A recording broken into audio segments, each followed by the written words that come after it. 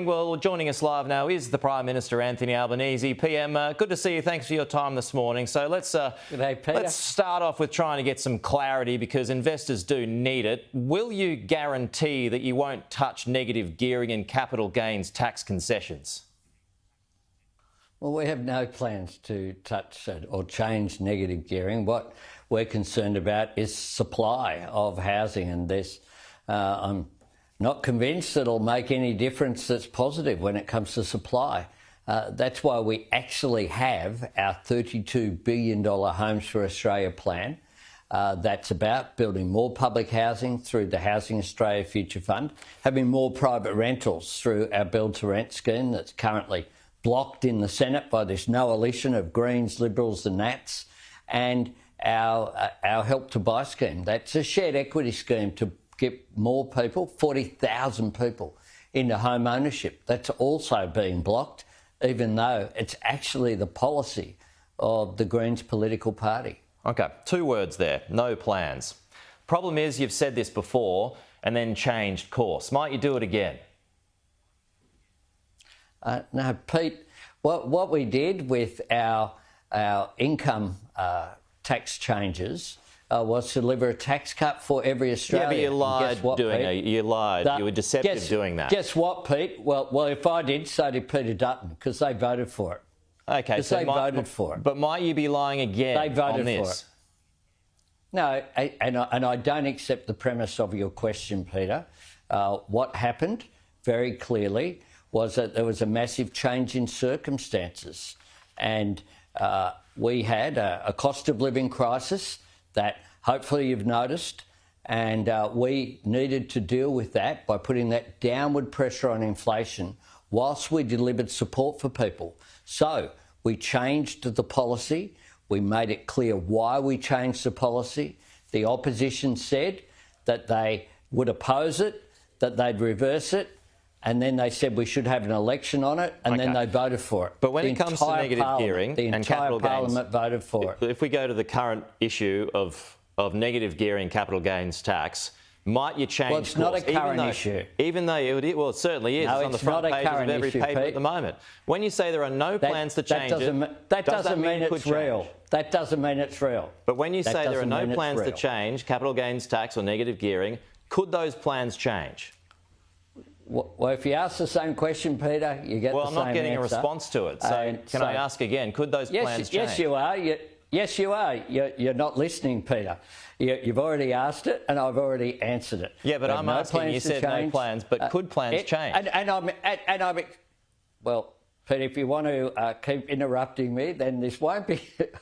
we won't get anywhere. I have said why I have a problem with changing, which is that it's about supply. And the problem is that all of the analysis shows that a change to negative gearing will not assist supply, and my government is focused on more supply of housing, more public housing, more private rentals, more home ownership. That's the key to dealing with the housing issues that we inherited after a decade of inaction when it came to housing. I mean, the former government didn't even bother to have a housing minister for some of the time that they were there. So my concentration has been on getting that downward pressure on inflation that we've seen with yesterday's figures, 3.5, down to 2.7%, making a real difference for people. The action that we're taking on supermarkets with the ACCC taking Coles and Woolworths to court on Monday over 500 products being advertised as being specials when it simply wasn't fair income. When the allegation is they were essentially just having a lend to people, increasing prices, then decreasing them by less and pretending they were on special.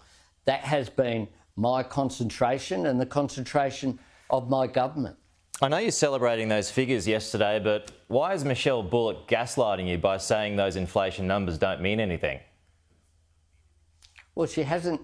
I noticed that what you're doing there is quoting Michelle Bullock before these figures came out. But she knew, she knew those figures were coming because she said she wasn't going to be distorted by short-term drops. No. She wanted something more consistent.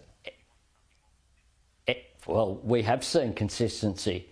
And when it comes to the figures yesterday, excluding volatile was down from 3.7 to 3, trimmed mean down from 3.8 to 3.4, and the headline inflation rate down from 3.5 to 2.7.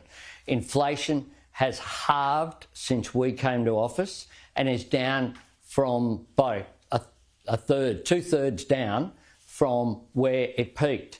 That makes an enormous difference to people, and that's because it hasn't happened by accident. That's a result of responsible economic management, the production of not one but 2 budget surpluses, cheaper childcare, fee-free TAFE, the energy bill relief that we've put in place at the same time as, of course, we've assisted families who were doing it tough by increasing wages that have increased and giving them a tax cut, more dollars in their pockets in order to take some of that pressure off that we understand is very real out there. There's more to do, but it is heading in the right direction. On energy bill relief, that drop yesterday is in part thanks to those subsidies. Will you extend those energy subsidies beyond this financial year? Well, look, they're in place now, Peter. We made interventions into the energy.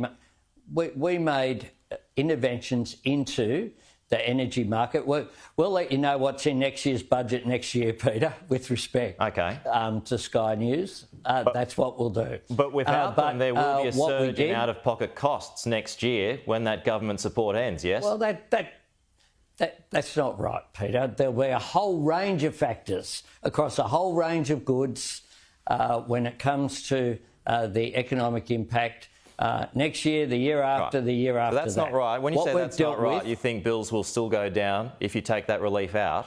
What we've dealt with, Peter, no, you tried to extrapolate the entire figure of the national economy. Well, I'm just seeking clarity, Prime Minister. Energy bill relief.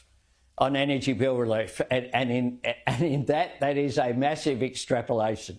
What we have is a range of things in the economy, and we have intervened into the gas and coal market in unprecedented circumstances because we had to deal with the global pressures that were there. So we did that in partnership with state governments, including credit where credit's due. The Perrottet government supported that action as well here in New South Wales. It was opposed only by the federal coalition. And then we determined to give people extra relief. But you know how we could do that? Because of responsible economic management. We did that while still delivering a budget surplus by making sure that we banked improvements in revenue, by making sure that we made savings as well, that we valued every dollar, and we turned a $78 billion deficit into a $22 billion labour surplus. That's what good economic management looks like. And yes, energy bill relief has put downward pressure on inflation. Why has it done that? Because it was designed that way to help people, to help families. Those people watching this program this morning got that energy bill relief and will continue to get it. That's a good thing because at a time where they needed that support, this was a really practical way of delivering it without putting that down, whilst at the same time putting that downward pressure on inflation. I'm out of time, but I just want to get one more in on Lebanon. Potentially, Israel is looking at a ground invasion sometime down the track. Obviously, a lot of concern from Australians who might be in Lebanon. Indeed, we spoke to one a little earlier in the program. What's the advice to them if they're stuck, Prime Minister? The advice has been for many months now, please leave. Australian citizens should not be travelling to Lebanon that they've continued to do in recent months. We have had warnings. I have on I don't know how many occasions now said that if people can get out, they should.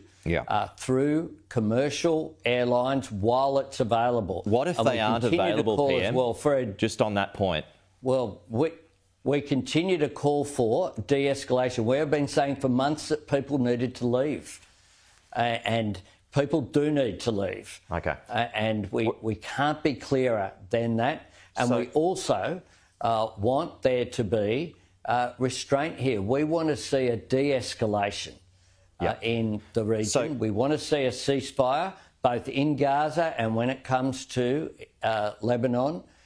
We want to see a de-escalation there. Yeah. So when you I know Penny Wong spoke about this earlier, and I've got to go now, but when she says you're exploring the full range of options for Australians to leave, presumably that means options outside of planes. What are you looking at? We're looking at options. But how else do you get out other than a plane? Well, there are other ways. There's this thing called water. There as well. That's all you need to say. We're looking at...